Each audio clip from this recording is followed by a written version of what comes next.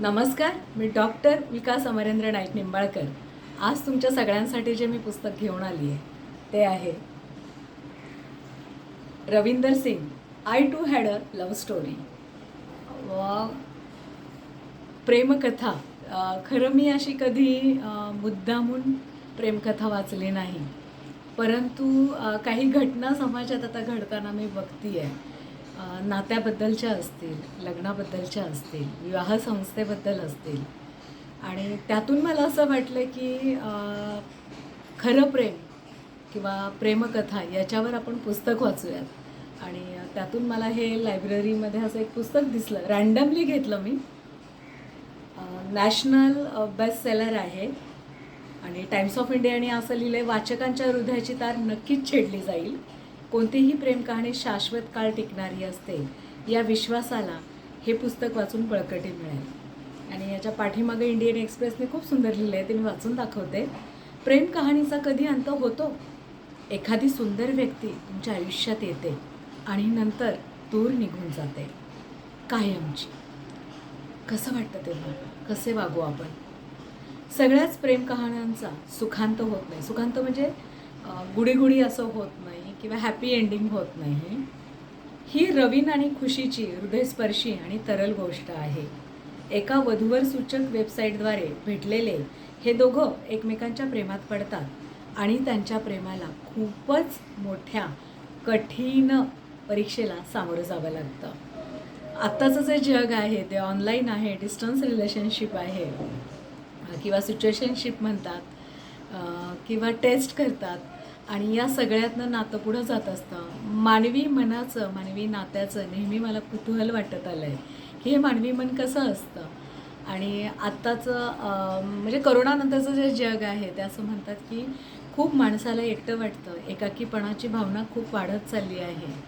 आणि मग या सगळ्या पार्श्वभूमीवर हे प्रेम ही गोष्ट कसे बघतो आपण, नातं ही गोष्ट कसं बघतो आपण, जोडलेपणा जो आहे तो सृष्टीशी असेल, माणसांशी असेल, स्वतःशी असेल, तो कसा आहे, असं सगळा मला खरं शोध घ्यायचा होता. आणि म्हणून ही मी मुद्दामून लव्ह स्टोरी वाचली. आणि मला असं वाटलं की खूप रटाळ असेल, खूप बोरिंग असेल, पण असं नाही आहे. खूप भावूक आहे, प्रामाणिक आहे आणि तरी हेलावून टाकणारी आहे.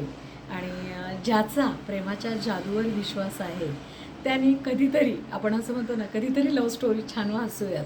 तर तसं हे पुस्तक आहे आणि खूप सोपं सोपं असं लिहिलं आहे.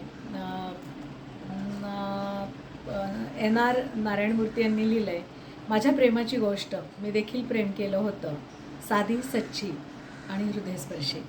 माणसाच्या आयुष्यात प्रत्येकाच्या प्रेम हे येतं, वेगवेगळ्या रूपात येतं. तर ही खुशी आणि रवीनची एक छान गोष्ट आहे. आणि मला छान आवडलं का माहिती आहे, हा जो रवीन आहे ना, तो खुशीच्या प्रेमात पडल्यानंतर त्याचा जो पर्स्पेक्टिव्ह होतो जीवनाकडं बघण्याचा, की खुशीला कसं वाटतंय, खुशीचं मनाला काय वाटेल, खुशी रडली असेल, तिला वाईट वाटलं असेल, आणि हा स्त्री मनाचा विचार करायला तो जे शिकतो आणि स्त्रीच्या नजरेतून जग बघायला शिकतो आणि त्यातून त्याचे जे जगण्याकडे, जीवनाकडे, सगळ्याच गोष्टीकडे, म्हणजे तो त्याच्या आईला बेटर अंडरस्टँड करू शकतो, त्याच्या ऑफिसमधल्या कलिग्सला बेटर अंडरस्टँड करू शकतो, आणि त्याचं एकंदरीतच जे अंडरस्टँडिंग वाढतं जीवनाबद्दलचं सगळ्याकडे बघण्याचं, हे एका प्रेमाच्या जादूमुळे होतं. पूर्ण मी सांगणार नाही, नाही तर तुम्ही पुस्तक वाचणार नाही. खरंच कधी असं छान मूड असेल, हलकं फुलकं काही वाचायचं असेल, परंतु हलकं फुलकं तरीही आपल्याला पुन्हा पुन्हा आपल्या जाणीवांना क्वेश्चन करणारं, तर वाचा. छान आहे, छोटंसं आहे पुस्तक. टोटल जी पानं आहे त्याची 237-38 आहे. आणि शेवटचं जे आहे ते असं लिहिलं, दुसरं प्रेम शक्य आहे. माझं तुझ्यावर प्रेम आहे असं रवीन पहिल्यांदा म्हणाला ते कायमसाठीचं होतं. त्याच्या या सर्वाधिक विकल्या जाणाऱ्या कादंबरीमुळे साऱ्या जगाला माहिती आहे की रवीनची गोष्ट कादंबरीच्या शेवटच्याच पानावर थांबली. चंदीगड रेडिओवर व्हॅलेंटाईन डेच्या दिवशी एक विशेष आणि रोमॅन्टिक कार्यक्रम होतो. अशाच एका कार्यक्रमाला रवीन आणि त्याच्या मित्रांना बोलवायला आलं होतं.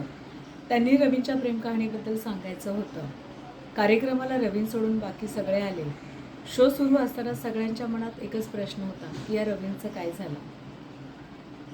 या प्रश्नाचं उत्तर देण्यासाठी त्याच्या 3 मित्रांनी त्याच्या दुसऱ्या पुस्तकाचं अपूर्ण हस्तलिखित वाचायला सुरुवात केलं. सारं शहर श्वास रोखून ऐकत होतं. या पुस्तकाचा पुढचा भाग मानता येईल असं दुसरं पुस्तक येऊ घातलं आहे आणि बघूयात पुढचं पुस्तक काय आहे. छान आहे, असं शेवटही छान केलं आहे. पुढं काय पुढं काय पुढं काय असं होत राहतं. छान आहे पुस्तक, नक्की वाचा, आवडेल सगळ्यांना.